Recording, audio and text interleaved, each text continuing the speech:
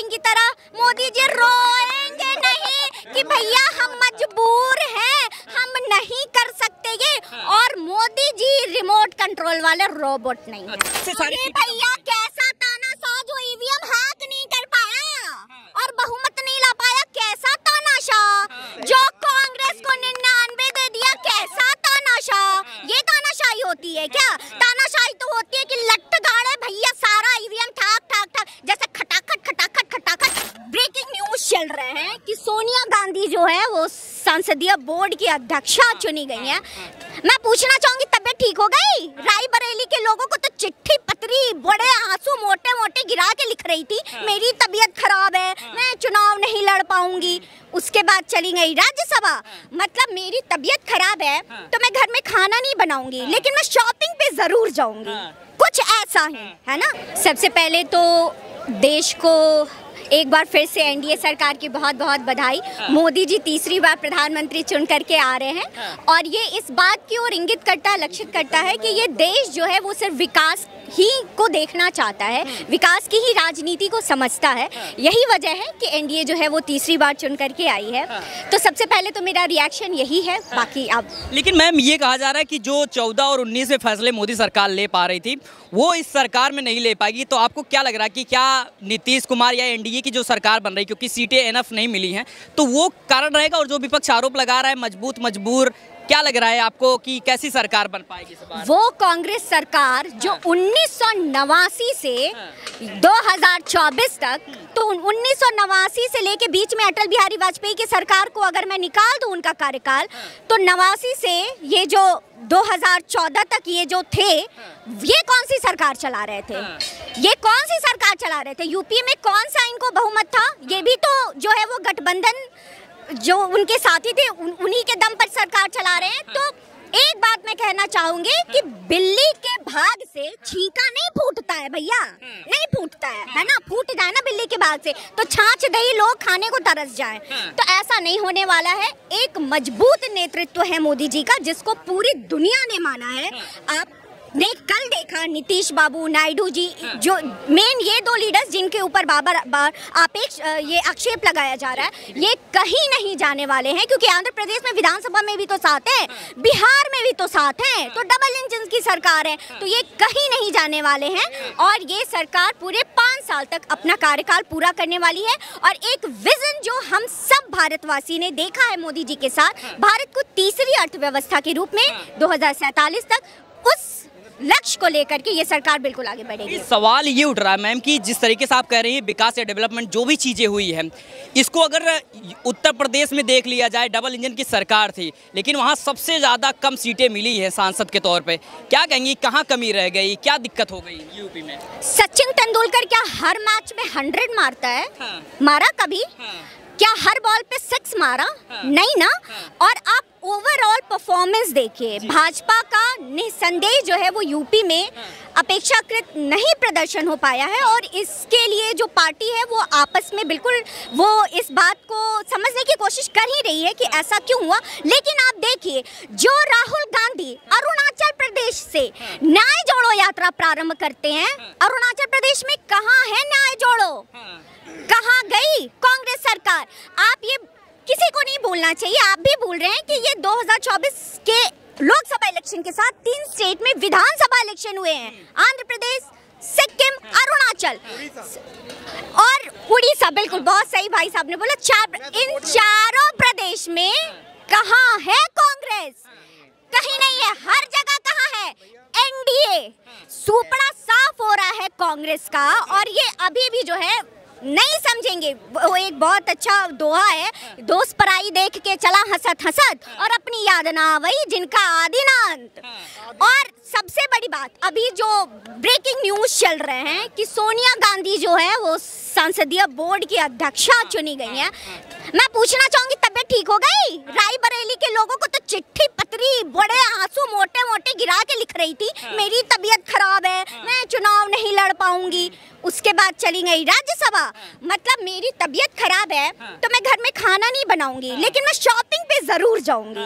कुछ ऐसा है। मंत्री बनने का सपना देख रहे हैं, जो संसदीय बोर्ड के अध्यक्ष तक को खुद को नहीं साबित कर सकते हैं, उस पद के लिए भी ये प्रधानमंत्री बनने का सपना देख रहे हैं। लेकिन मैम आपको लग रहा है कि ये जो 24 वाली सरकार बन रही है इस पे कई सवाल ऐसे भी उठाए जा रहे हैं कि जो फैसले लिए जाएंगे एनडीए, क्योंकि लगातार जो गुट बना हुआ है उसमें कहा जा रहा है कि नीतीश बाबू अगर छटक गए, या कांग्रेस ऐसा अनुमान लगा रही है, जो इंडिया अलायंस है वो कह रही है कि अगर आप देखिए अभी भाई साहब ने बात करी एक राज्य की उड़ीसा जय जगन्नाथ की, बीजू जनता दल नवीन पटनायक, ठीक है, आमने सामने होकर के लड़े, सारे जो लोकसभा राज्यसभा में बिल थे आप देखिए किसने समर्थन नहीं किया, नीतीश बाबू ने नहीं किया, बीच में वो जुड़े नीतीश बाबू फिर अलग हुए, लेकिन जितने भी बिल पास हुए थे लोकसभा राज्यसभा में क्या बीजेडी तक का जो है उनको सपोर्ट मिला था, नीतीश बाबू का सपोर्ट मिला।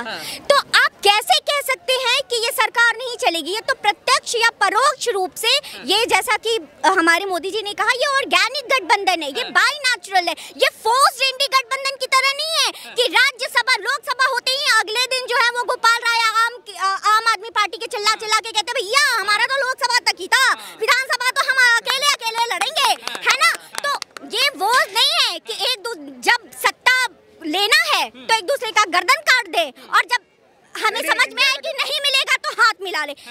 ये एनडीए ऐसा गठबंधन नहीं है, ये ऑर्गेनिक गठबंधन है, और पहले अपना अपना तो संभाल ले। इंडी गठबंधन जो अगले दिन ही टूट करके चकनाचूर हो गया है, ममता बनर्जी बाहर से समर्थन देंगे, वो चुनाव के पहले से। ये क्या है, ये अपना तो देख ले, जैसा मैंने बोला कि पहले अपनी हालत सुधार ले, अपना दमखम जनता के बीच में दिखा दे, फिर आगे बात करें।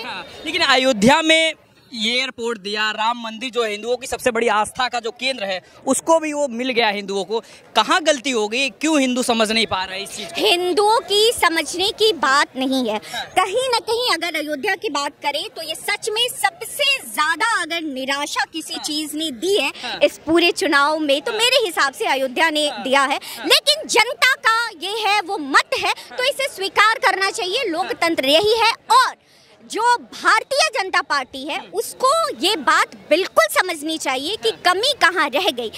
अयोध्या की धरती जिसे इतने 500 सालों के संघर्ष के बाद श्री राम को जिन्होंने टेंट से निकाल करके इतने भव्य मंदिर में बिठाया है, उनको पूरी तरह से जो है वो जनता नकार तो नहीं सकती, मैं यही कहना चाहूँगी। ये मैम विपक्ष में एक सेकंड सर, विपक्ष ने जो मुद्दे फैलाए कि संविधान खतरे में है, अगर मोदी जी आ गए तानाशाही आ जाएगी, क्या लगता है कि जनता को वो भरोसा दिला दिए इसी वजह से सारी? भैया कैसा तानाशाह जो ईवीएम हैक नहीं कर पाया और बहुमत नहीं ला पाया, कैसा तानाशाह जो कांग्रेस को 99 दे दिया, कैसा तानाशाह? ये तानाशाही होती है क्या? तानाशाही तो होती है कि लट्ठ गाड़े भैया सारा ईवीएम ठाक ठाक ठाक, जैसे खटाखट खटाखट खटाखट लखनऊ से लेकर के बैंगलोर तक जो हमारी दलित और जो अल्पसंख्यक बहनें, गरीब बहनें जो इनका गारंटी कार्ड लेकर फॉर्म भर करके लगी है कि भैया 8500 दे दो, कांग्रेस के जो उनके जो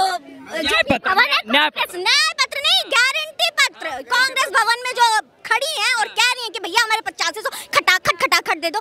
अगर ये तानाशाह होता ना, खूंटा गाड़ता और कहता खटाखट खटाखट खटाखट ईवीएम और सारे सीट मेरे, तो अब जनता को भी समझना जरूरी है और जनता के लिए ये संदेश है कि फेक नैरेटिव को अपने दिल और दिमाग में बिठाना बंद करे अगर वो वाकई में वास्तव में राष्ट्र के लिए सोचना चाहते हैं। मैम एक मुद्दा ये था कि अग्निवीर योजना कह रहे हैं कि अब मोदी सरकार से वापसी करवाएंगे क्योंकि अब विपक्ष बहुत मजबूत है, इस बार मोदी सरकार को नाक चने चबवा देंगे इस बार। देखिए समीक्षा करेगी ये सरकार, कहा भी है, सहयोगी जो दल है नीतीश बाबू ने भी कहा है इस बात को, समीक्षा की बात कही है, केसी त्यागी जी ने भी कहा है समीक्षा होगी, अगर इससे बेटर कुछ लाया जा सके तो बिल्कुल स्वागत है, क्यों नहीं स्वागत होगा। तो समीक्षा होगी और जिस हिसाब से सरकार को उत्तम निर्णय लेना होगा वो लेगी। ठीक है, तो आपके हिसाब से मजबूती वाली सरकार है, मजबूरी वाली सरकार नहीं है? बिल्कुल मजबूती वाली सरकार है। मनमोहन सिंह की तरह मोदी जी रोएंगे नहीं कि भैया हम मजबूर हैं, हम नहीं कर सकते ये, और Modi ji remote control level वाले रोबोट नहीं है। अच्छा, बहुत शुक्रिया मैम। वो झुकेंगे नहीं, मोदी जी शेर हैं, झुकेंगे नहीं। एक परिवार होता है ना भैया, परिवार में आप किसी के अच्छे नहीं हो सकते, एक के अच्छे हो गए, एक के बुरे हो गए। तो ये परिवार है हमारा, जो लोकतंत्र है, हमारा जो समाज है, भारत जो है एक परिवार है। परिवार में मैं 10 का अच्छा नहीं हो सकता, एक का खराब भी हो सकता हूँ। तो यही लोकतंत्र है। मोदी जी को हमने पसंद किया है और मोदी जी अच्छा कार्य करेंगे, हम इसकी बिल्कुल कामना करते हैं। और उनका जो भविष्य है आगे आने वाले समय में, अब देखिए उनका कार्यकाल तो ये आखिरी रहेगा, मुझे ये लगता है ये आखिरी कार्यकाल है। उसके बाद में हमारे जो भाजपा के अच्छे नेता हैं वो आगे आएंगे और अपना योगदान देंगे। क्या लगता है इस बार जो सीटें कम हुई, 400 पार का नारा बीजेपी दे रही थी, कहाँ गलती हो गई, कहाँ मिस्टेक हुई बीजेपी से? गलती नहीं, देखिए सर मैं आपको बता दूं, गलती कहीं नहीं हुई है। गलती ये है हम अपना अधिकार भूल गए कि हमें किसको चुनना था। हमने सही और गलत में फर्क नहीं हम कर पाए। सही गलत का अगर हम फर्क करते ना तो ये जो सीटें 400 पार, मैं कहता हूँ 450 भी आ सकती थी, अगर हम मानते कि अगर सरकार ने सही लाना था। नहीं क्यों लाना था? विपक्षी यही बोल रहे थे। नहीं, विपक्ष कैसे? विपक्ष जो बोलेगा, विपक्ष की मैनिफेस्टो में था कि मैं 1.5 लाख दूंगा, 1 लाख दूंगा। क्या जनता मांग रही है? दो भैया 1.5 लाख रुपए है। हमारे रामपुर में अगर आप सरकार की बात करें, सरकार ने कोई भी धोखाधड़ी नहीं की। मैं हिंदू, ये मुसलमान नहीं बांटा। मोदी जी ने, योगी जी ने हमारे रामपुर के अंदर 500 मुस्लिम परिवारों को मकान दिए, मगर वहाँ से सूचना वोट तो फिर भी नहीं मिला ना। हाँ नहीं मिला, वही मैं सोचता हूँ।